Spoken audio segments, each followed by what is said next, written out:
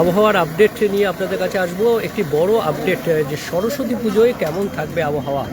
সরস্বতী পুজো 23শে জানুয়ারি, আমরা জানি মাঘের শুরুতেই এই মুহূর্তে পারা পতন হয়েছে, অর্থাৎ 13 ডিগ্রি থেকে 12 ডিগ্রিতে চলে এসছে কলকাতার তাপমাত্রা। এবং শনিবার পর্যন্ত এই তাপমাত্রা এরকমই থাকবে, অর্থাৎ 12-13 ডিগ্রিতে কলকাতার তাপমাত্রা। এবং অন্যদিকে এই কলকাতায় 12 ডিগ্রি সেলসিয়াসে কলকাতার তাপমাত্রা যখন এসছে, তখন সাত সকালে চায়ের দোকানে ভিড় জমেছে। আমরা দেখছি যে চায়ের দোকানে ভিড় জমেছে এবং সেই ভিড়ের ছবি, অর্থাৎ তাপমাত্রা কমতেই যে একটা জমিয়ে শীতের আমেজ, সেই শীতের আমেজ আমরা দেখতে পাচ্ছি। একই সঙ্গে সরস্বতী পুজোতে কেমন থাকবে আবহাওয়া, সেই আবহাওয়াতে যাব এবং সেই যে চায়ের কাপে চুমুক দিতে দিতে একবার সরস্বতী পুজোর আবহাওয়ার আপডেটটা আপনাদের বলে দিই। সরস্বতী পুজোয় আবহাওয়া থাকবে, আজ 12 ডিগ্রির ঘরে রয়েছে। কলকাতায় 16 ডিগ্রি সেলসিয়াসে উঠে যেতে পারে সরস্বতী পুজোর মধ্যে তাপমাত্রা। 14 থেকে 16 ডিগ্রি সেলসিয়াসে থাকবে, এমনটাই পূর্বাভাস বলছে আবহাওয়া দপ্তর। অর্থাৎ আবহাওয়া দপ্তরের যা পূর্বাভাস, তাতে সোমবার থেকে পারা, অর্থাৎ যে পারাপতন শনিবার পর্যন্ত হবে, রবিবার স্থিতিশীল থেকে সোমবার থেকে সেই পারা আবার ঊর্ধ্বমুখী হয়ে যাবে। সেই পারা ঊর্ধ্বমুখী হয়ে একেবারে চলে যাবে 15-16 ডিগ্রি পর্যন্ত চলে যেতে পারে, এমন একটা ইঙ্গিত রয়েছে আবহাওয়া দপ্তরের।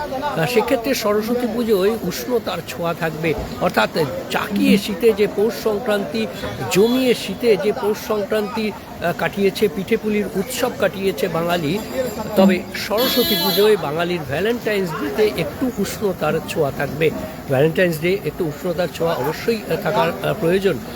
এবং সেই রকমই সরস্বতী পুজোতে কলকাতার তাপমাত্রা যদি 14 থেকে 16 হয়, তাহলে জেলার যে তাপমাত্রা, সেই তাপমাত্রাও 10 থেকে 12 ডিগ্রি সেলসিয়াসের কাছাকাছি যাবে। এবং যে সর্বোচ্চ তাপমাত্রা, সেই সর্বোচ্চ তাপমাত্রাও অনেকটা উপরের দিকে থাকবে। অর্থাৎ এই মুহূর্তে যে তাপমাত্রা 22-23 ডিগ্রিতে রয়েছে সর্বোচ্চ তাপমাত্রা বা দিনের তাপমাত্রা, সেই তাপমাত্রাটাও 27-28 ডিগ্রিতে চলে যেতে পারে।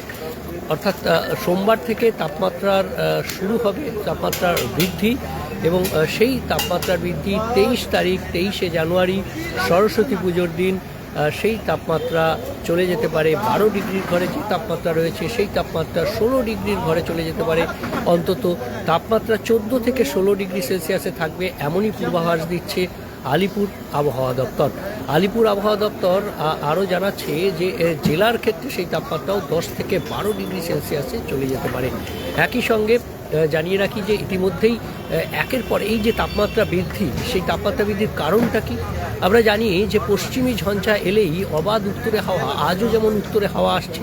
আমরা জানি যে উত্তর পশ্চিম ভারতের সমতলে দিল্লি, পাঞ্জাব, চণ্ডীগড়, হরিয়ানা, সেখানে জমিয়ে শীত, দিনে শীত, রাতে শীত, অর্থাৎ শৈত্যপ্রবাহ এবং শীতল দিনের পরিস্থিতি। ওড়িশাতেও শৈত্যপ্রবাহের সতর্কবার্তা রয়েছে, অর্থাৎ আমাদের পাশের যে প্রতিবেশী রাজ্য। কাজেই একেবারে দিল্লি থেকে ওড়িশা পর্যন্ত, উত্তরপ্রদেশ হয়ে বিভিন্ন জায়গায় যে শৈত্যপ্রবাহ চলছে, তার একটা প্রভাব শনিবার পর্যন্ত থাকবে।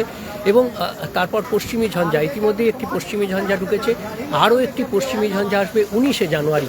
আর এই দুই পশ্চিমী ঝঞ্ঝা, পরপর পশ্চিমী ঝঞ্ঝায় উত্তরের যে শীতল হাওয়া, সেই শীতল হাওয়া বাধাপ্রাপ্ত হবে।